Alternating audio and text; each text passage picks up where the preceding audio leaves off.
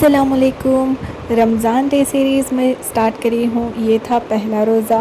सहरी करके मैं थोड़ा सा नैप लेके उठ गई थी और मुझे आ गया था मेहंदी का ऑर्डर। अब पूरा दिन मेहंदी भिगाओ, मेहंदी बनाओ, कोन्स बनाओ, इसमें ही चले गया। अल्हम्दुलिल्लाह से इबादत के साथ। ऐसा नहीं है कि बिज़नेस है तो सारा दिन हम बिज़नेस में ही लगाते। रमज़ान है तो बिज़नेस भी देखना रहता, घर भी देखना रहता और साथ ही साथ इबादत भी देखना रहता।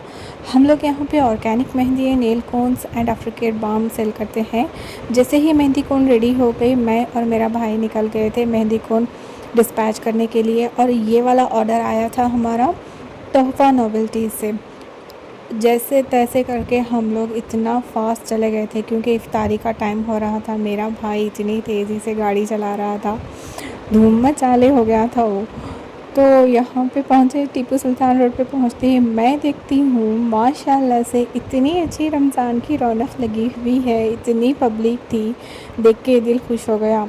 और हम लोग पहुँचे थे यहाँ पे तोहफ़ा, जो भी लोग बोल रहे थे तोहफ़ा बंद है, अब तोहफ़ा चालू हो चुका है। आप ग्राउंड फ्लोर से हमारे मेहंदी कोन्स परचेज़ कर सकते हैं। माशाल्लाह से इनकी दुकान इतनी अच्छे से रेनोवेट हो चुकी है। आप लोग विज़िट करिएगा तोहफ़ा पे और मेरे कोन्स परचेज़ करना मत भूलिएगा। तो विज़िट करिए आप वहाँ पे। जैसे ही कोन्स ख़त्म हो गए हम लोग सामान उठा के चल दिए थे अपने घर। और मैं क्या देखती हूँ यहाँ पे इतने सारे हलीम की दुकान हैं। और ये वाली हलीम की दुकान, मतलब जो पहले गई थी मैं उसका नेम तो नहीं देखी, ये जो सेकंड वाली थी इसका नेम था मोती स्पेशल हलीम शॉप कते, मतलब बीफ वाली, बड़े भाई वाली। तो वो भी देखे हम लोग। एक रिक्वेस्ट है आप लोगों से, जो भी स्मॉल वेंडर्स रहते, फ्रूट वाले रहते, उनसे फ्रूट परचेज़ करिएगा। रमज़ान का महीना है तो लोगों को भी ज़रूरत रहती।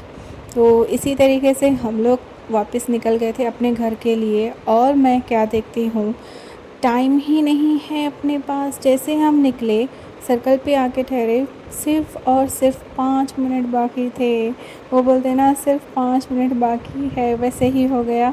जल्दी से घर को आ गए, रोज़ा खोल लिए हम लोग, इबादत वगैरह सब ख़त्म हो गए। और हमारे घर आई थी आज यूसुफ भाई की हलीम, मेरे भाई साहब लेके आए थे। तो इनकी शॉप ओपन हुई थी 1 मंथ बिफोर इच। तो ये हैदराबादी हलीम है। अब हलीम घर पे आई तो टेस्ट करना तो बनता ही है।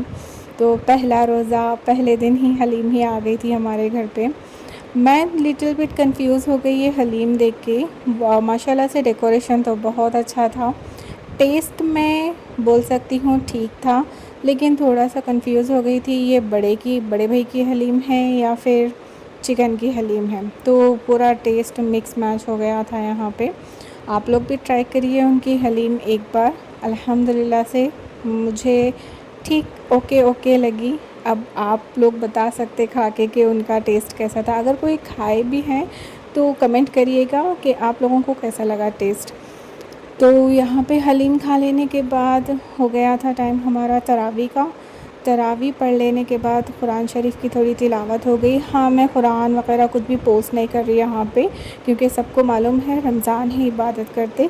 और लास्ट मेरी एक्टिविटी रहती डेली की कि मुझे एक जर्नल लिखना है। मिलते हैं अगले व्लॉग में। अल्लाह हाफिज़।